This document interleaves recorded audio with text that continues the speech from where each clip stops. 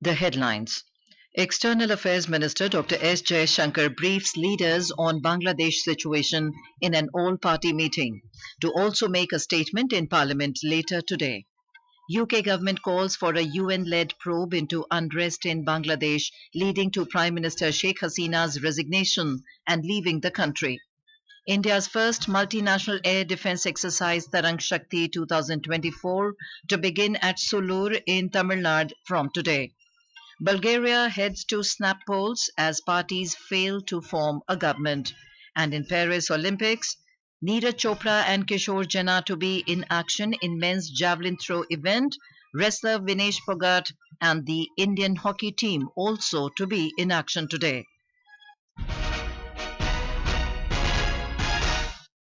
And now the news in detail. External Affairs Minister Dr. S. Jaishankar will make suo motu statements in both the Houses of Parliament today regarding the situation in Bangladesh. Dr. Jaishankar will make a statement in the Rajya Sabha at 2:30 p.m. and in the Lok Sabha at 3:30 p.m. Earlier this morning, the government convened an all-party meeting on the issue of Bangladesh. During the meeting in New Delhi, External Affairs Minister briefed the leaders about the ongoing developments in Bangladesh.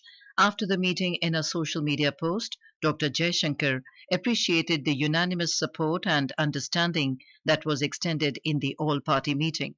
Defence Minister Rajnath Singh, Home Minister Amit Shah, Parliamentary Affairs Minister Kiran Rijiju, and Union Minister and BJP President JP Nadda were present in the meeting.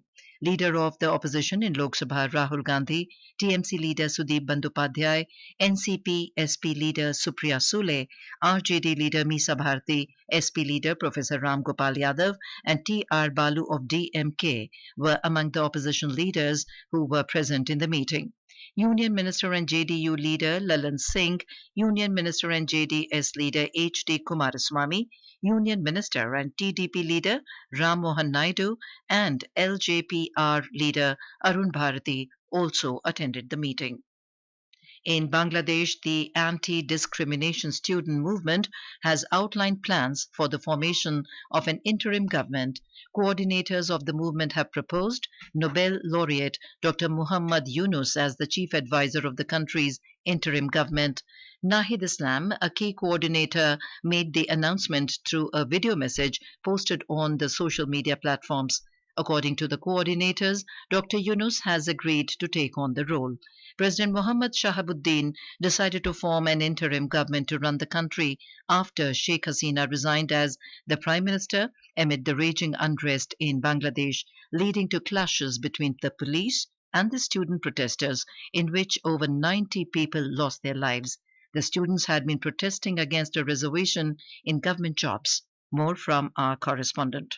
In Bangladesh, curfew was lifted from 6 o'clock on the morning of Tuesday. However, people's movement on roads and in public places was very thin in the first half. Meanwhile, updates are coming about some incidents of vandalism of the houses and properties of Awami League leaders and supporters. Earlier on last night, in a televised address to the nation, Bangladesh President Mohammad Shahabuddin has announced that an interim government would be formed as soon as possible after dissolving the national parliament. The president said the decision was taken at a meeting with leaders of different political parties, civil society representatives, and other stakeholders. Chief of three forces were present at the meeting. Naval Singh Parmar, Akashvani News, Dhaka. Meanwhile, Director General of Border Security Force Daljit Singh Chaudhary made a visit to the Indo-Bangladesh border in the North 24 Parganas district of West Bengal today to review the operational preparedness and strategic deployment in these critical border areas. In view of the situation in Bangladesh, the BSF has issued an alert along the Indo-Bangladesh border to ensure enhanced security. The UK government has called for a United Nations-led probe into the unrest that led to the resignation of former Bangladeshi Prime Minister Sheikh Hasina and leaving the country yesterday. Foreign Secretary David Lammy said the United Kingdom wants to see a peaceful and democratic future for the South Asian country. He said the last 2 weeks in Bangladesh have seen unprecedented levels of violence and tragic loss of life. He urged all sides to work together to restore calm under a transitional government. In Bulgaria, the third and last attempt to form a government in the current legislature has failed, paving a way for the snap elections. Bulgarian President Rumen Radev had recently asked the smallest parliamentary group, the 16-seat party ITN, to nominate a prime minister candidate and to try to form a government, but the party failed to secure enough support. Earlier in July, the two largest parliamentary groups, GERB UDF and PPDB, failed to form a stable coalition after the inconclusive parliamentary elections in June. According to the Bulgarian constitution, after this latest failure, President Radev is obliged to appoint a caretaker government and schedule new parliamentary elections. This will be seventh parliamentary elections in Bulgaria in 3 years. The United Nations has said that 9 employees of its agency for Palestinian refugees may have been involved in last year's October 7th terror attack on Israel by the Palestinian group Hamas, which sparked the war in Gaza.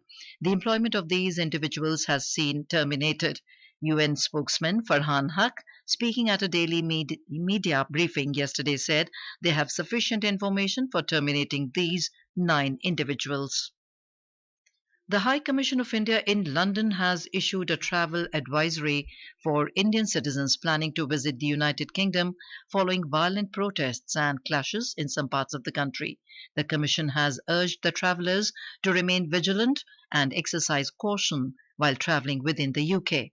The travel advisory for Indian citizens comes in the wake of recent unrest across the UK triggered by anti-immigrant protests following a stabbing incident in Southport that killed 3 children.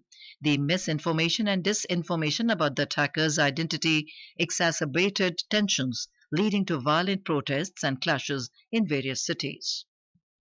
This is Akashvani giving you the news. For quick news updates round the clock, follow us on our X handle at AIR News Alerts. President Draupadi Murmu presided over the community reception with the members of the Indian community and Friends of India in Suva, the capital city of Fiji. The president hailed the contributions of the Indian diaspora living in Fiji. The president said she was happy to know that Girmit Divas is a holiday and also that Hindi is an official language in Fiji. Our correspondent covering the president's visit has filed this report. Addressing the Indian community in Fiji, President Murmu expressed happiness to see Indian origin people keep their culture and values intact. She said India and Fiji share historic ties and in the current context must work together to voice the concerns of Global South. Speaking exclusively to Akashvani, Dr. Keshwanathan, a doctor of Indian origin, said, "Today we have seen the Indian roots, Indian community also over here, and it gives us an opportunity to meet each other. This is the time how we can progress. How can we look forward to have a better relationship and enhance the bonding and with that also help each other." Earlier in the day, President Murmu presided over the formal handing over of documentation allocating project site for 100-bedded super specialty cardiology hospital in Suva being built with grant in aid from India. Sri Sai for Akashvani News from Fiji. Back home, the government today said the country has witnessed a significant reduction in the left-wing extremism in the last 10 years. There is a reduction of 53% in the number of cases associated with left-wing extremism between May 2014 to April 2024 as compared to between May 2004 to April 2014. Replying to supplementaries during the question hour in Lok Sabha, Minister of State for Home Nityanand Rai said the number of districts that are affected with left-wing extremism has now come down to 38. He informed that the number of affected districts was 126 in 2013. He also said that there has been a significant reduction in the number of both civil and security casualties in the left-wing extremism affected areas. The government has said that 1 crore 92 lakh SIM cards have been blocked across the country to crack down on cybercrime. Replying to supplementaries during the question hour in Rajya Sabha, Minister of State for Finance Pankaj Chaudhary said the government has a zero tolerance policy against cyber fraud. धोखाधड़ी को real time में रोकने के लिए NPCI के साथ जोड़ा गया। जुलाई 2024 से 7.6 लाख से अधिक शिकायतों में 2400 करोड़ रुपए से अधिक राशि की बचत की गई। टोल फ्री नंबर 1930 को अप्रैल 2020 में आरंभ किया गया। इस प्रकार से सरकार तमाम ऐसे प्रचार प्रसार कर रही है। दूरसंचार विभाग से ने जून 2024 में 1.92 करोड़ मोबाइल कनेक्शन को भी डिस्कनेक्ट किया और 2.9 लाख मोबाइलों को हेडसेट से भी ब्लॉक किया। लगातार सरकार इस पर ध्यान दे रही है।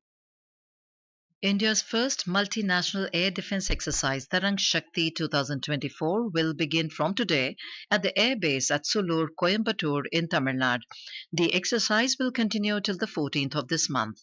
30 countries across the world, including US, Germany, France, Australia, UAE and Singapore, will be participating in the exercise with state-of-the-art fighter jets performing exercises. Here is more in this report. The 3-day exercise is being conducted in 2 phases. First from today till 14th of this month, and the second phase will be held in Jodhpur, Rajasthan from 29th August to 14th of next month. 10 countries are taking part with their aircraft, while 18 countries will attend the exercise as observers. Talking to reporters in New Delhi, Vice Chief of the Air Staff, Air Marshal A.P. Singh informed that India will showcase its indigenous-made fighter aircraft and equipment. He added that Tejas, Rafale, Mirage 2000, Jaguar, MiG-29 aircraft and more will take part in the exercise. Flying and ground training, defense exposition and cultural exchange programs will also be conducted. The defense personnel from participating countries will also visit India's tech companies. With Rahisuddin's report, Tripti Srivastav, Akashvani News, Delhi. And now on to sports. In the Paris Olympics 2024, Indian athletes will be in action in hockey, athletics, table tennis and wrestling events today. Asian Games and Commonwealth Games gold medalist Vinesh Phogat will feature in the women's 50 kg freestyle division. She will have her task cut out against the reigning Olympic champion Yui Susaki of Japan in the round of 16. Here is a report from our correspondent in Paris.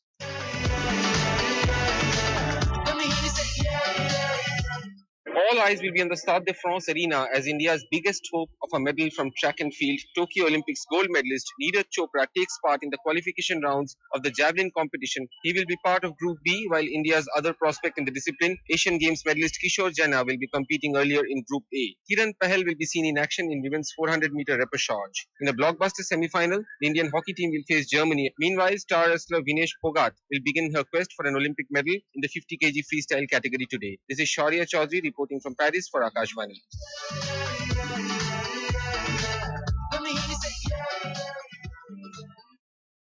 And in the men's team event in table tennis, Indian duo of Manav Thakkar and Harmeet Desai lost the first match after a drubbing against the Chinese duo, who took the game 11-2, 11-3, 11-7. In the second match, Sharat Kamal is playing against Fan Zhendong. In Kerala, the authorities today began search for more bodies at the Sunrise Valley area of Suchipada in Wayanad. A 12-member team was airdropped in the area due to difficult terrain. A helicopter has been kept ready to bring the bodies. More from our correspondent. The rescue teams continued scouring the landslide-hit areas of Wayanad for bodies, dismembered body parts and missing persons for the 8th day today. There was more focus on Meenmutti and Portugal areas. A 12-member team comprising 2 trained forest officials, 4 members of the Special Operations Group and 6 army personnel were airdropped at the Sunrise Valley area of Sujipara in Wayanad in search of more bodies. The terrain is inaccessible due to various factors, including thick forests, presence of wildlife and steep rocks. Raj Mohan, Akashvani News, Kochi. And now, before we end the bulletin, the headlines once again. External Affairs Minister Dr. S. Jaishankar briefs leaders on Bangladesh situation in all-party meeting to also make a statement in Parliament later today. UK government calls for a UN-led probe into unrest in Bangladesh, leading to Prime Minister Sheikh Hasina's resignation and leaving the country. India's first multinational air defense exercise, Tarang Shakti 2024, to begin at Sulur in Tamil Nadu from today. Bulgaria heads to snap polls as parties fail to form a government. And in Paris Olympics, Neeraj Chopra and Kishore Jena to be in action in men's javelin throw event. Wrestler Vinesh Phogat and the Indian hockey team also to be in action today. And with that, we end the midday news.